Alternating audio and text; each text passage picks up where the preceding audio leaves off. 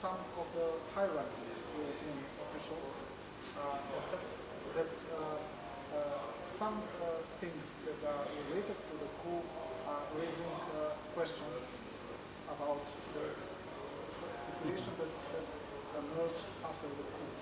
They said that, especially, for example, that arresting 2,000 and several hundred judges one day after the coup is a suspicious move, because how do authority know one day after the coup that all 2,300 or 700 the judges are involved in that coup? First of all, I don't agree that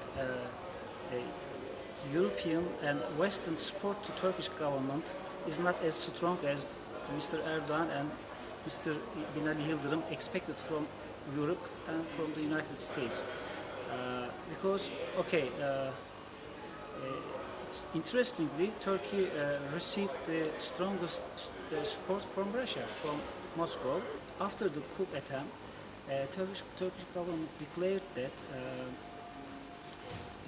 17 and 25 of December 2013, this was the time when Gülenist lawyers and police started an operation against Erdogan and his circle on the so-called corruption issue. So after that time, Mr. Erdogan and Turkish government started to make some arrangement in the judiciary, in the Department of Ministry of Justice, and also Emniyet Directorate of Emniyet, and also in the military.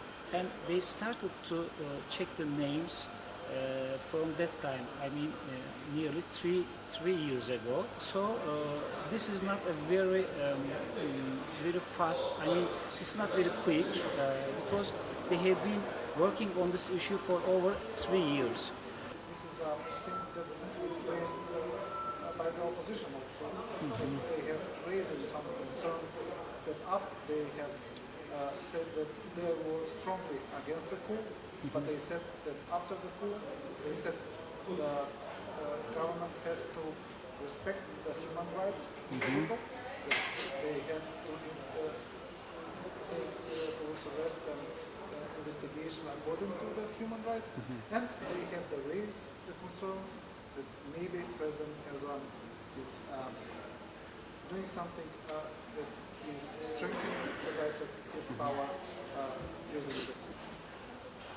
Well, if the coup were successful, do you imagine that what Mr. Erdogan and his government will be today, where they will be today, either in jail or in exile?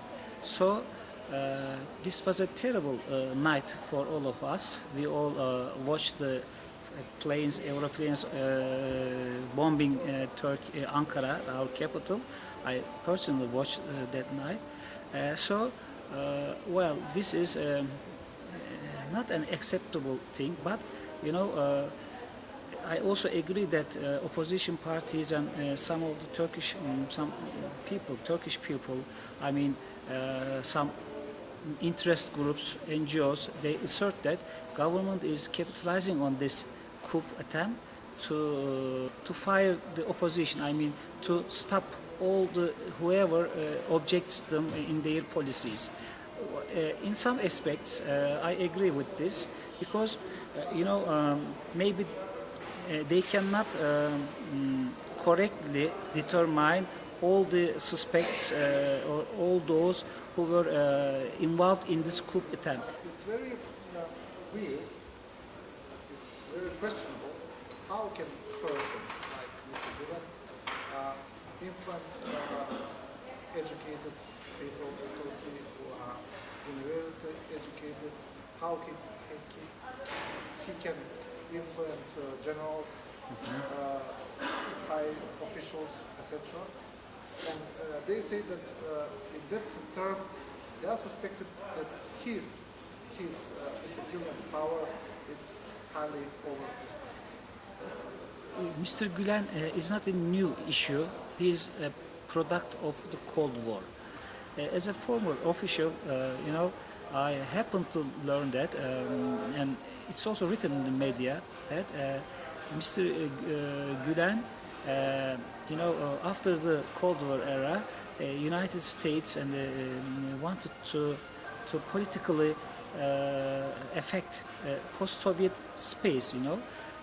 During this time, they wanted to find out, they wanted Turkey's assistance, and I think, if I am not mistaken, Turkish government or also Turkish security and intelligence bureaucracy assisted the United States in this issue, and they advised him, Mr. Gülen and his schools.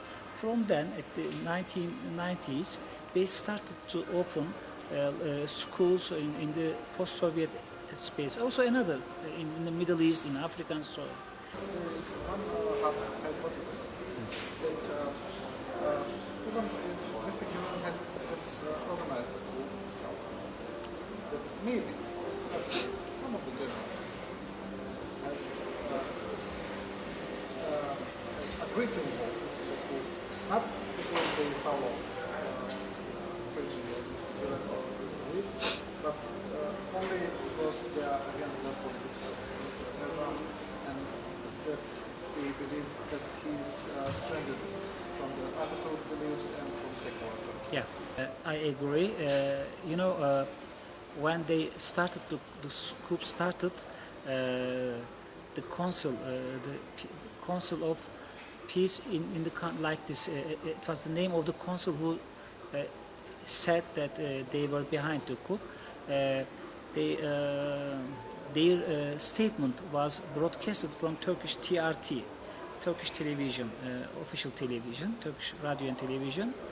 Unfortunately, whatever was said was correct, because Turkish domestic policies and foreign policies and security policies and Syrian policy, Iraq policy and Middle East policies, they were all unfortunately declining, and Turkish people were not satisfied with the government's policies. So I agree that maybe some of the people behind some of the soldiers, some of the generals, might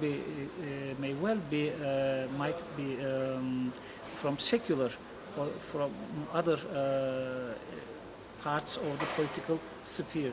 I don't think that all of them were members of Gülenist movement, because after the coup, so many people were dismissed from the government, from the civilian and military bureaucracy, and some of them are called national from MHP, like those who supported CHP and MHP were also among those who were dismissed from the bureaucracy.